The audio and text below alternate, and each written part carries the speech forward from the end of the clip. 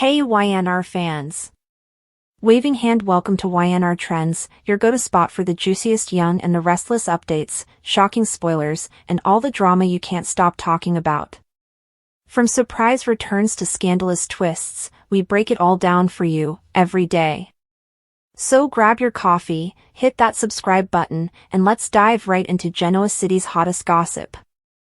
Through society's shades, the late afternoon sun streamed long, slanted beams across the tables, creating a quiet, unsettling buzz of half-finished conversations.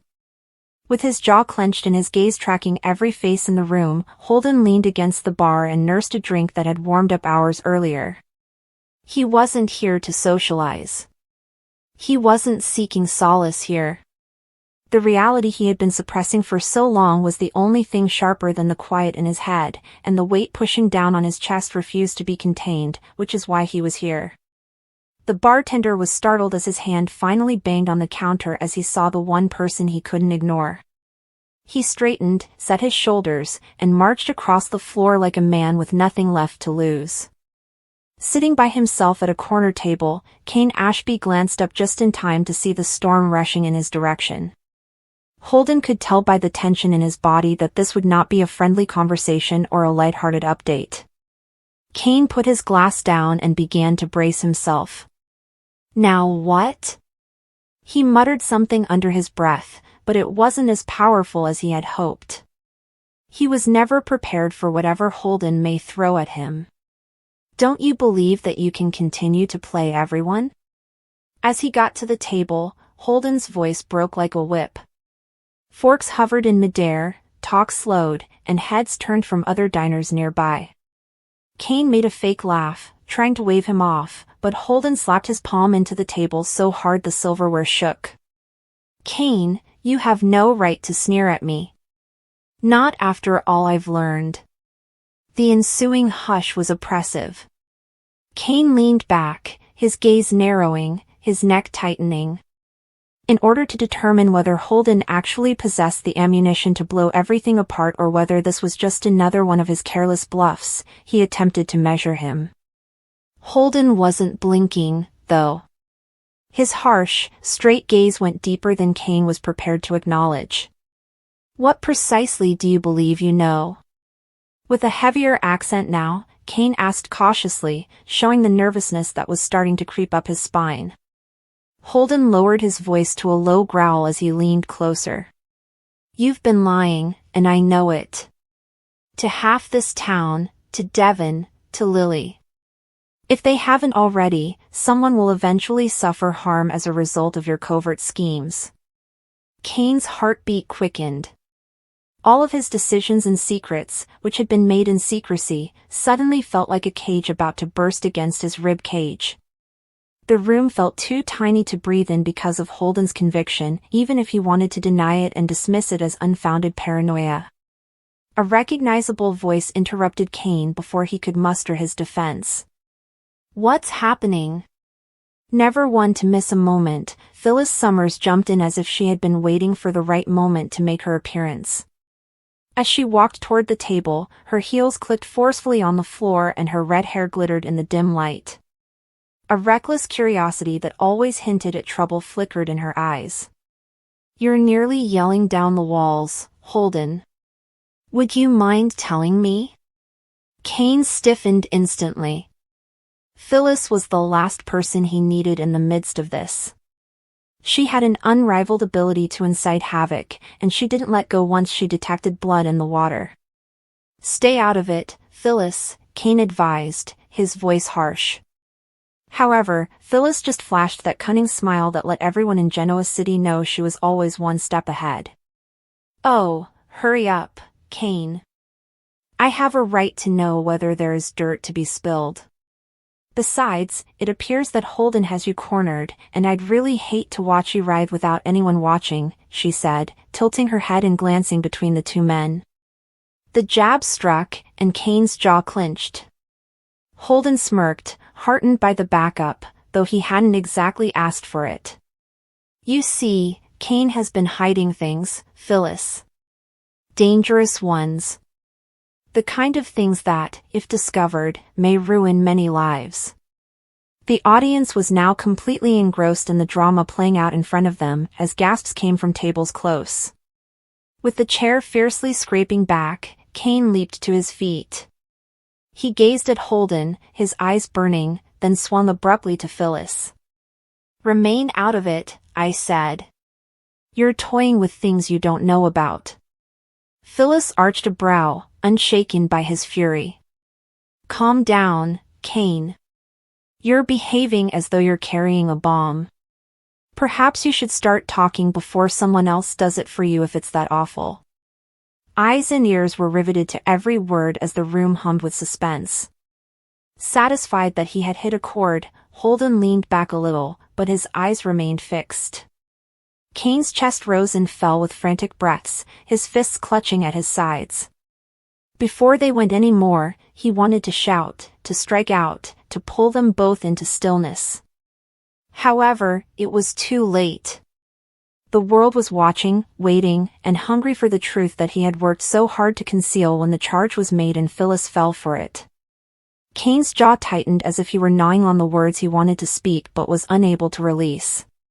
He detested how he was fixed to the spot by everyone's gaze, like a zoo exhibit in a cage. Phyllis was practically vibrating with pleasure, and Holden, darn him, was standing there looking all righteous. She flourished in other people's trash, and Kane was aware that his was the kind she could gnaw at. Kane's tone was tight and his words careful as he eventually stated, "You don't know what you're talking about." His voice wavered in spots he couldn't quite conceal, but he needed and desired control. With a ruthless grin pulling at his lips, Holden cocked his head. "Don't I? Do you truly believe that nobody pays attention to the phone conversations, meetings, or the way you fade away as the inquiries start coming in? Kane, I see you. I have been observing." Observing? Even if his throat felt as dry as sandpaper, Kane sneered. "You have paranoia. Because you are unable to manage your own issues, you are attempting to blame me for the dream you have created in your mind." But Holden didn't flinch. His voice was steady and low as he leaned across the table. "This is not fiction. This is fact. You've been collaborating with an inappropriate person. And in my opinion, you have to come clean right away, or I'll make sure that everyone is aware of who you've been shielding." The final word struck like a bullet. Defending. Kane's breath caught in his chest as he froze. Holden had spoken it clearly and meaningfully. He had some knowledge. Not everything, no, Holden wouldn't be hanging it like bait if he really had everything. But he had enough to be dangerous. Naturally, Phyllis glowed like a flame engulfing a piece of paper. Her voice was keen with delight as she drew closer and clasped her hands together. Defending? That's fascinating now. Who could you be protecting, Kane, that would make you feel this agitated? Her gaze shifted. Don't say it's Lily. Or worse, Damien. That name's sound cut like a knife into Kane's torso. His reaction was instant, too rapid, too harsh. All Phyllis needed was for him to tighten, his fists curling at his sides. She smiled, victorious. "Oh, isn't that Damien? Kane, what did you do, my God?" The spectators gasped in surprise as Kane slammed his hand against the table, shaking glasses and plates. "Enough!" His voice shouted, torn with the collision of dread and rage. His look was so intense that it might cut through Phyllis. "You don't know what you're causing. Avoid getting wounded by staying out of it." Phyllis simply crossed her arms and raised her chin in defiance, despite the fact that the threat was real. "Oh, I irritated someone. Excellent. That might indicate that we are at last making progress. Kane, no matter how hard you try to silence me, the truth always comes out. Additionally, you are more involved than you would like to acknowledge if you are connected to Damien." Holden folded his arms, his entire stance exuding contentment. "She is correct. No matter how angry you get, the fissures are becoming visible. Cain, people will put it together. And when they do, you will lose everything, not just Lily. The words were effective. Cain's throat burned, his chest constricted, and the world briefly lost focus. The knife twist, the one worry he couldn't fortify himself against, was losing Lily. He could tolerate rumors, threats, and charges, but not that. Not her. Cain strained to control himself and ground out, "I said stay out of my life," his accent growing thicker. "Both of you." He gave Holden a shoulder bump that was strong enough to knock him down, but Holden didn't resist. He only grinned ominously, as if to indicate that this was far from finished. Phyllis watched him intently as he rushed toward the door, his every step revealing how near he was to breaking. Then, cautiously, she leaned closer. "Holden. You hit him right in the heart. Tell me, though, what you have on him specifically." Holden took a while to respond. He twirled the glass in his hand, gaze still set on the door Cain had just stormed through. Finally, in a flat, measured voice, he murmured, "Enough. Enough that, if necessary, I can bring him down." Phyllis smirked, satisfied but interested. "Well, perhaps you'll tell me the specifics the next time. I believe I'll continue prodding Cain till then. I would hate to miss the pyrotechnics when it eventually bursts because he is concealing something." Claire volunteered to hold the tissue box or simply be present with her granddaughter when Nikki inquired about her well-being at Crimson Lights. Claire felt appreciative that she could trust nearly everyone. Nikki acknowledged that Victor's constant need to defend his family was not always easy to tolerate. Victor's actions were unforgivable, according to Claire, who said she would never again view him in the same light. Nikki said that the idea of Claire shoving her grandfather away made her heart ache. Given that Victor had chosen to assault the guy she loved, Claire wondered why she should forgive him. Nikki recalled that she had the same talk with Victoria throughout the years, and Claire assumed that meant Victor would never change. Claire refused to wait any longer for happiness, despite Nikki's encouragement to wait and see how she felt in a few weeks. Claire should not allow anyone to stop her from grasping life with both hands, Nikki begged. Everyone had attempted to dissuade her from being with Victor, but Nikki recalled that life was too short. Claire revealed that she was worried about something else and was unsure of how to handle it. Claire revealed that Audra was still attempting to convince her that Kyle and Audra had a romantic relationship. Claire denounced Audra for using Kyle like a prop in a movie and told Nikki about the manufactured kiss. Claire declared that she was not a weak mouse and that she felt the need to defend herself in a similarly savage manner. Although Claire vowed not to become like her Aunt Jordan, she believed Nate should be aware of Audra's potential.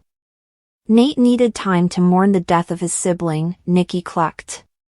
Claire snarled that Audra was pretending to be a nice, helpful girlfriend while actually cheating on Nate to obtain what she wanted, and she threatened to destroy Audra as soon as Nate returned. Audra complained to Nate in Chancellor Park that she kept seeing Amy's face during the burial. Audra and Nate decided to watch over their pal because Audra was afraid Amy hadn't been eating. Audra also promised to support him throughout his brother's loss. Nate changed the subject to what had gone wrong with Victor and Vibrante because he wanted to talk about anything other than the funeral. Audra claimed that knowing Victor would always pull the strings had been too much for her to handle. Nate wondered what had changed after pointing out that she had been aware of that when she had accepted Victor's offer. Audra explained that she had told Victor she was leaving because she had been too thrilled about Victor's endorsement to be sensible and had had time to gather her thoughts and nice. Nate persisted in feeling that Audra was withholding something from him, and he prodded her for it. Audra regarded it an allegation, and she asked why Nate wouldn't accept her at her word. Because Audra had integrity, she was offended that Nate wouldn't accept that she had left. Her becoming defensive made Nate even more certain that there was something she didn't want him to know, even if he vowed he was only attempting to figure out why something felt strange. Audra was annoyed that Nate believed she was too frail to leave Victor. She complained that her self-respect, which wasn't for sale, was the price she paid for Victor's support. Nate was treating her like a sellout who would do anything for $1, which infuriated her. Nate asked whether she was permanently abandoning Vibrante. Audra acknowledged that she would have to let go of Vibrante, but since she would be collaborating with Sally at Abbott Communications, she expected to have new ideas and the financial means to implement them. Audra assumed he didn't approve, and Nate was shocked that she hadn't mentioned it. Nate wanted a second to catch up on what he'd missed.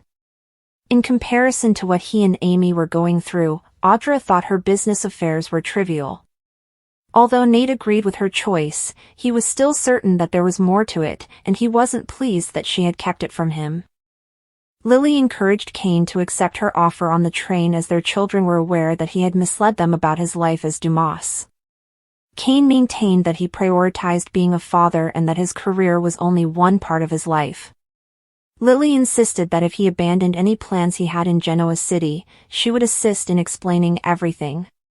He might agree to make her keep her half of the bargain, Kane noted, but he questioned what she would do if he proceeded with his plans nevertheless. Kane suggested that they work out a new arrangement where Lily would give him another chance, but she rejected the notion of a date. It would be as simple for her to lie to him as it was for him to lie to her, he noted. She realized that not everyone saw everything as a trap or deception. The question was whether one of them would give in, and Kane concluded that they were at a standstill. Kane maintained that he and Lily had experienced the once-in-a-lifetime type of love. In response, Lily said bluntly that partnerships perished. He resolved to deal with the kids on his own if they couldn't agree, but she worried that they'd just walk away because they were furious with him. Kane reasoned that since love was capable of everything, the twins would soon realize that he and they were in love. Holden came in and said he was sorry to have interrupted. Lily insisted on finding out what sort of work Kane had in mind for Holden. Kane stated that because of Holden's excellent work in Los Angeles, he had engaged him to oversee his properties in Genoa City. Holden had worked for Damien, Lily sneered, adding that, if Kane was interested, Damien's burial had been lovely and poignant. Kane expressed regret over not being able to attend. Holden offered Lily his sympathy for her loss. The fact that Kane had rehired Holden after firing him intrigued Lily, who complained that properties still needed to be handled. According to Kane, Damien had only positive things to say about Holden. Holden vowed that he would have done anything for his closest friend, but Kane hadn't killed Damien and Damien hadn't supported him. Holden was cautioned by Lily to avoid Kane and to keep an eye on him if he did. Damien had played a significant role in his life, but Holden had to work, and Kane had always been a fair boss, he thought. Lily spit out that Kane had sparked a great deal of devotion for a man who hadn't revealed his identity or name. They needed a father they could trust, so she wished Kane luck with the children and acknowledged that she and he were at a standstill. She also cautioned that if she spoke with them first, she would be honest with them. Lily went out. Holden said that Kane's irate ex certainly had opinions and expressed regret for his poor timing. Holden was warned by Kane not to ever talk disrespectfully about Lily. Holden stated that no one was aware that he was employed by Kane and that everything was going smoothly with the properties. Holden was told by Kane to include Nick on his list of people he needed to meet in Genoa City. When Kane was by himself, he left Charlie a voicemail, intending to set up a call with him and Maddie to tell them how much he loved them and to explain what had been happening. Nick assumed that Phyllis had just been on the phone with Summer when she babbled to him in Italian at Society's bar. Nick hoped that Summer wouldn't relocate Marchetti's headquarters back to Milan, and Phyllis suspected that she had disrupted their daughter's date. Summer would do anything to stay away from Kyle and Claire, so Phyllis was certain she didn't want to go back to Genoa City. Summer was tough like her mother, Nick told Phyllis. Phyllis disagreed, arguing that Nick wanted to believe it because it reduced his anxiety. Phyllis argued that her toughness stemmed from the fact that she had no other option and no one to turn to. Nick asked how things stood between Phyllis and Kane and admitted that Summer should remain in Milan if she was content there. Phyllis admitted that Nick detested Cain, but Nick insisted that since they had returned from nice, cooler heads were in control. Phyllis asked Nick if he wanted to be Cain's friend incredulously. They might be allies, Nick explained. Phyllis believed that Nick wanted her to support Cain and provide updates to him. Nick's willingness to forgive and move on from what had transpired in France was laughed at by Phyllis. Nick acknowledged that Cain might not be able to trust anyone in return, but he maintained that things in Genoa City didn't have to be that way. Phyllis acknowledged that she was constantly put to the test by Cain, who never took anything at face value. What did Nick hope to gain from it? She inquired. Nick vowed to seek peace. Phyllis questioned Nick's strategy for persuading Cain of his sincerity. Nick felt Cain had no one to count on, but Cain was starting to let Phyllis in, so she might be the closest thing Cain had to an inner circle. Nick made a suggestion that it might be her chance to let an old acquaintance in a little. Although she didn't think she had any power over Cain, Phyllis saw someone who did. Lily informed Nick that she and Cain had talked about the twins since Newman Media had ensured that everyone was aware of Dumas' identity. Cain had never mentioned it to his kids, which surprised Phyllis. Lily complained that her children were saddened by their father's lack of honesty and questioned whether they would ever be able to forgive him. Phyllis reasoned that the twins would forgive Cain since they loved their father. Lily sobbed because they would find it difficult to trust him again, even if they were to forgive him. Lily promised that Cain would have to deal with her if he continued to harm her kids.